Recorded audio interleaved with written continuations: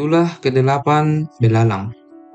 Berfirmanlah Tuhan kepada Musa, "Pergilah menghadap Firaun, sebab aku telah membuat hatinya dan hati para pegawainya berkeras, supaya aku mengadakan tanda-tanda mujizat yang kubuat ini di antara mereka, dan supaya engkau dapat menceritakan kepada anak cucumu bagaimana aku mempermain-mainkan orang Mesir dan tanda-tanda mujizat mana yang telah kulakukan di antara mereka, supaya kamu mengetahui bahwa akulah Tuhan."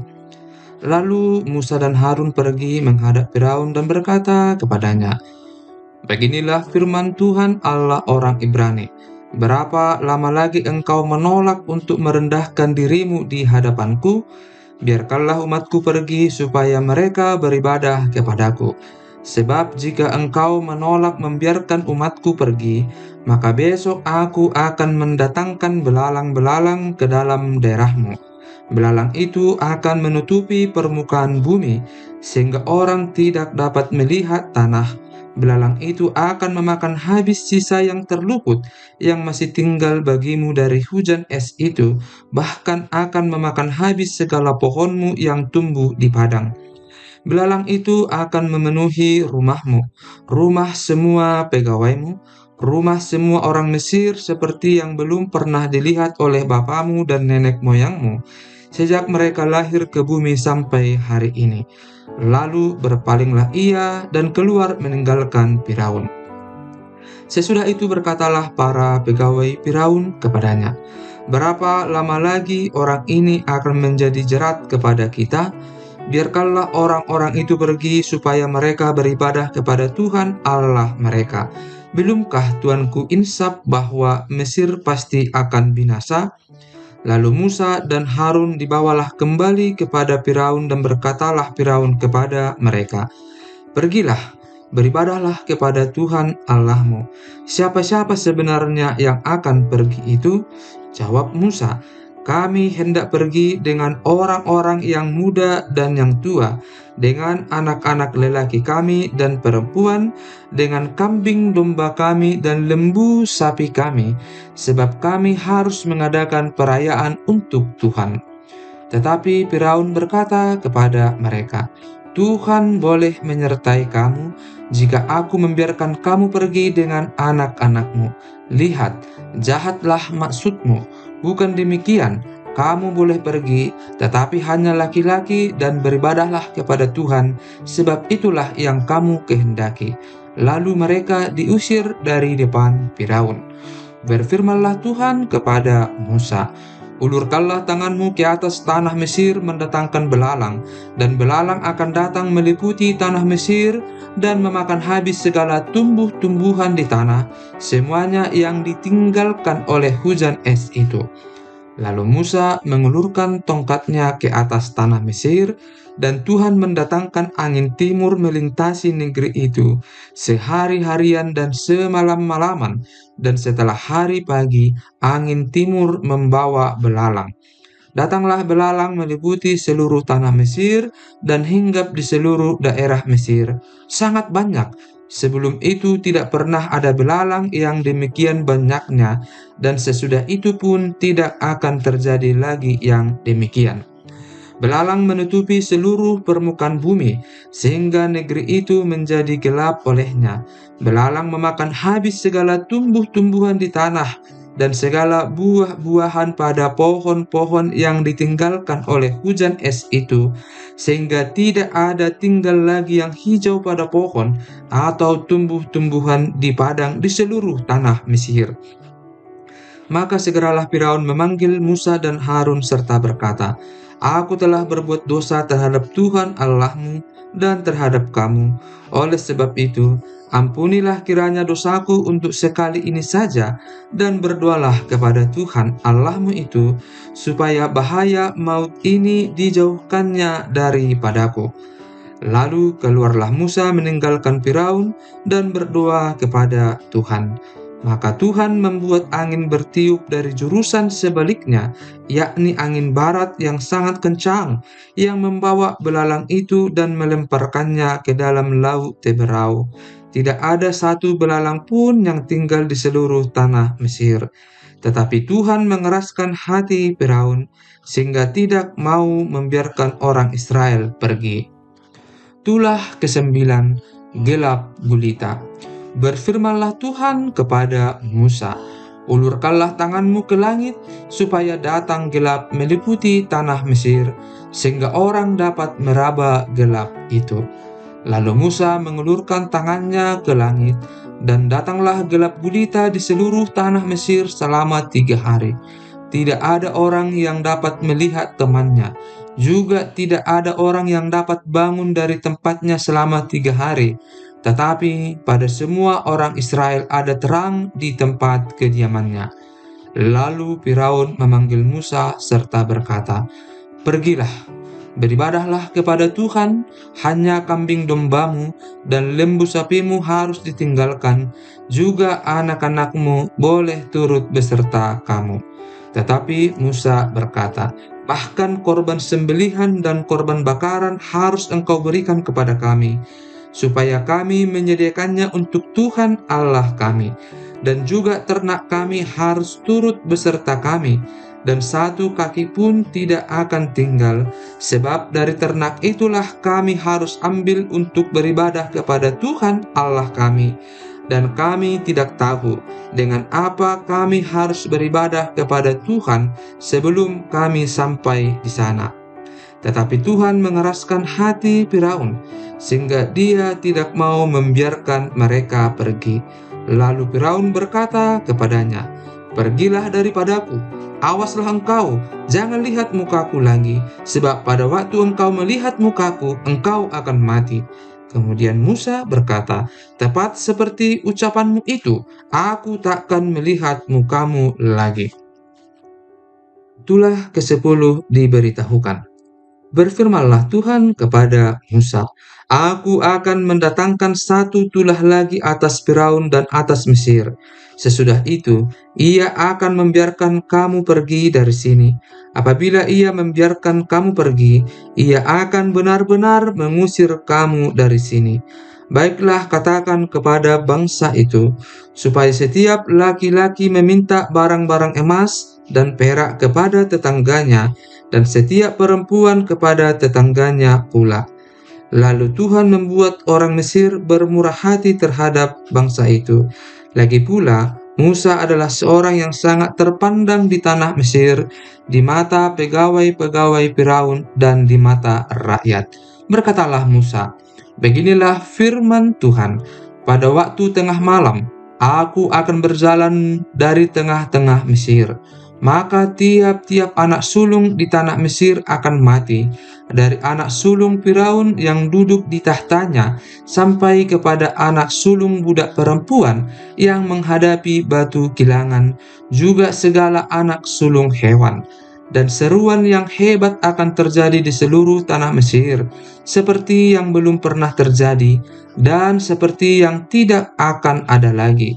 Tetapi kepada siapa juga dari orang Israel, seekor anjing pun tidak akan berani menggonggong, baik kepada manusia maupun kepada binatang, supaya kamu mengetahui bahwa Tuhan membuat perbedaan antara orang Mesir dan orang Israel.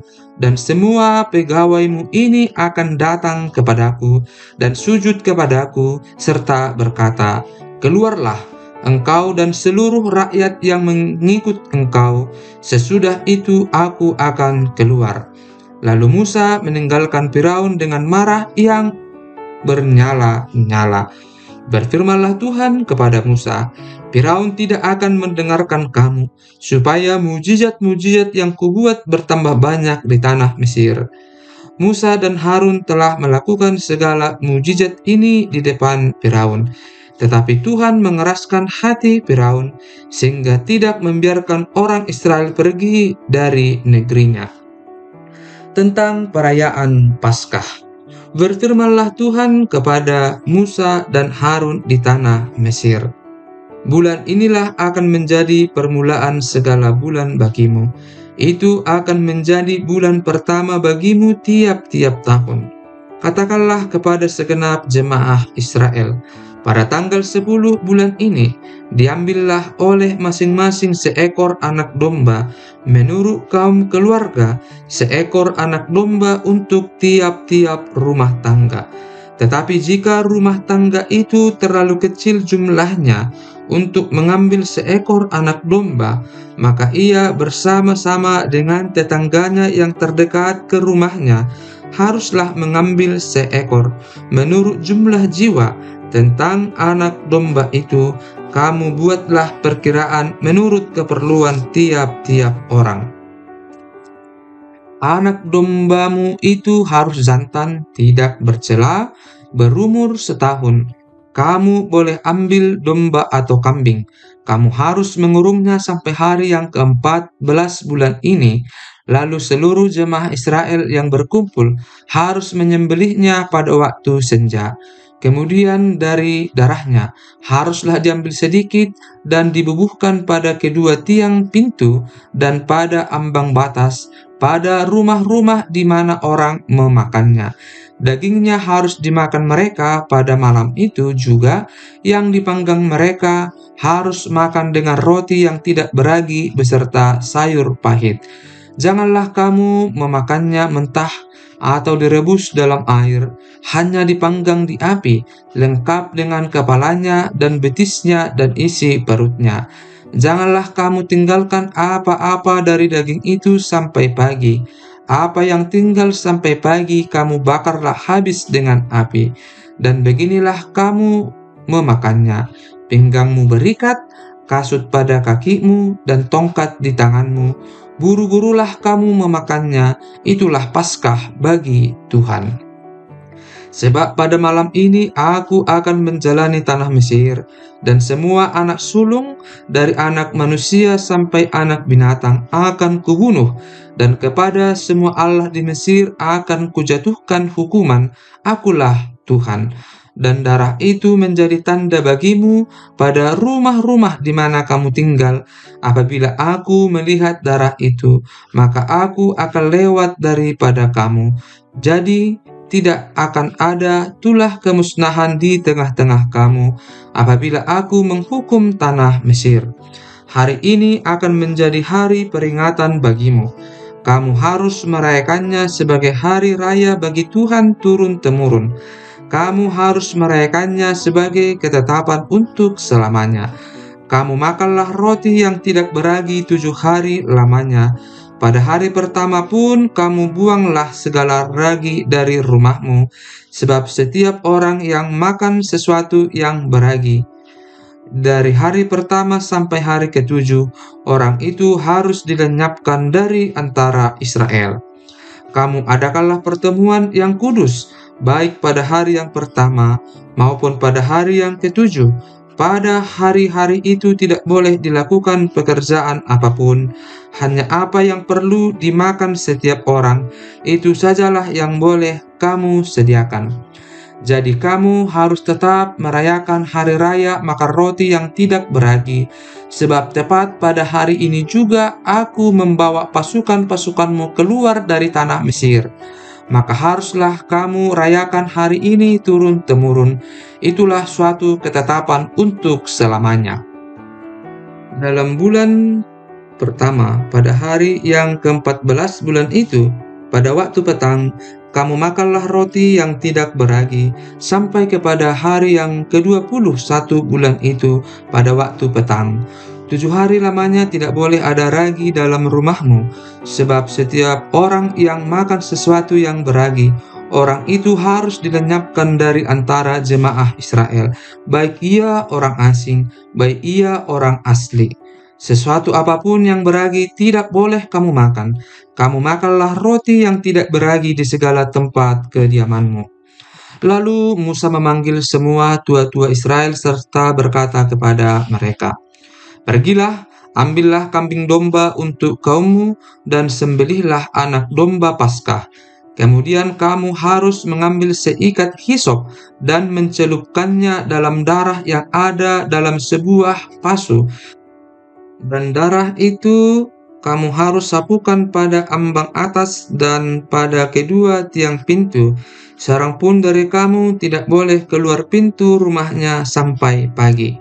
Dan Tuhan akan menjalani Mesir untuk menulahinya apabila ia melihat darah pada ambang atas dan pada kedua tiang pintu itu, maka Tuhan akan melewati pintu itu dan tidak membiarkan pemusnah masuk ke dalam rumahmu untuk menulahi.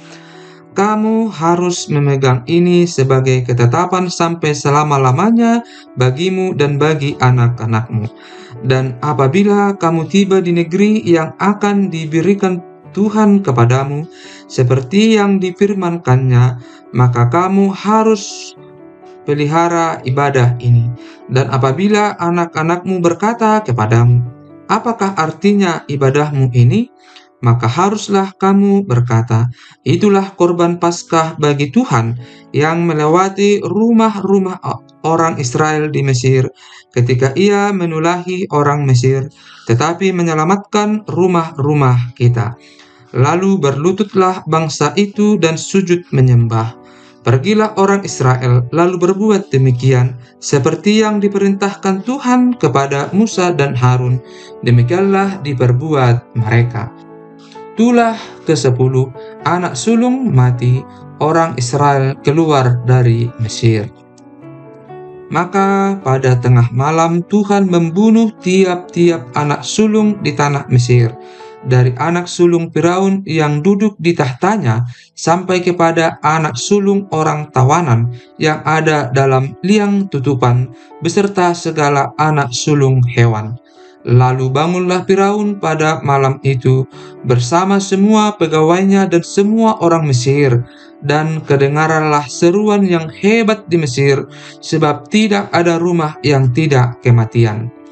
Lalu pada malam itu dipanggilnyalah Musa dan Harun, katanya, "Bangunlah, keluarlah dari tengah-tengah bangsaku, baik kamu maupun orang Israel. Pergilah, beribadahlah kepada Tuhan seperti katamu itu. Bawalah juga kambing dombamu dan lembu sapimu seperti katamu itu. Tetapi pergilah dan pohonkanlah juga berkat bagiku." Orang Mesir juga mendesak dengan keras kepada bangsa itu, menyuruh bangsa itu pergi dengan segera dari negeri itu, sebab kata mereka, "Nanti kami mati semuanya." Lalu bangsa itu mengangkat adonannya sebelum diragi, dengan tempat adonan mereka terbungkus dalam kainnya di atas bahunya. Orang Israel melakukan juga seperti kata Musa. Mereka meminta dari orang Mesir barang-barang emas dan perak serta kain-kain. Dan Tuhan membuat orang Mesir bermurah hati terhadap bangsa itu, sehingga memenuhi permintaan mereka. Demikianlah mereka merampasi orang Mesir itu. Kemudian berangkatlah orang Israel dari Ramses ke Sukot. Kira-kira 600.000 orang laki-laki berjalan kaki, tidak termasuk anak-anak. Juga banyak orang dari berbagai-bagai bangsa turut dengan mereka. Lagi sangat banyak ternak kambing domba dan lembu sapi. Adonan yang dibawa mereka dari Mesir dibakarlah menjadi roti bundar yang tidak beragi, sebab adonan itu tidak diragi, karena mereka diusir dari Mesir dan tidak dapat berlambat-lambat, dan mereka tidak pula menyediakan bekal baginya. Lamanya orang Israel diam di Mesir adalah 430 tahun. Sesudah lewat 430 tahun, tepat pada hari itu juga, keluarlah segala pasukan Tuhan dari tanah Mesir. Malam itulah malam berjaga-jaga bagi Tuhan untuk membawa mereka keluar dari tanah Mesir. Dan itulah juga malam berjaga-jaga bagi semua orang Israel, turun-temurun untuk kemuliaan Tuhan. Ketetapan lebih lanjut mengenai Paskah. Berfirmanlah Tuhan kepada Musa dan Harun, "Inilah ketetapan mengenai Paskah. Tidak seorang pun dari bangsa asing boleh memakannya. Seorang budak belian barulah boleh memakannya setelah engkau menyunat dia. Orang pendatang dan orang upahan tidak boleh memakannya. Paskah itu harus dimakan dalam satu rumah juga. Tidak boleh kau bawa sedikit pun dari daging itu keluar rumah. Satu tulang pun tidak boleh kamu patahkan. Segenap jemaah Israel haruslah merayakannya. Tetapi apabila seorang asing telah menetap padamu dan mau merayakan Paskah bagi Tuhan, maka setiap laki-laki yang bersama-sama dengan dia wajiblah disunat. Barulah ia boleh mendekat untuk merayakannya. Ia akan dianggap sebagai orang asli. Tetapi tidak seorang pun yang tidak bersunat boleh memakannya. Satu hukum saja akan berlaku untuk orang asli dan untuk orang asing yang menetap di tengah-tengah kamu. Seluruh orang Israel berbuat demikian seperti yang diperintahkan Tuhan kepada Musa dan Harun. Demikianlah diperbuat mereka. Dan tepat pada hari itu juga Tuhan membawa orang Israel keluar dari tanah Mesir menurut pasukan mereka.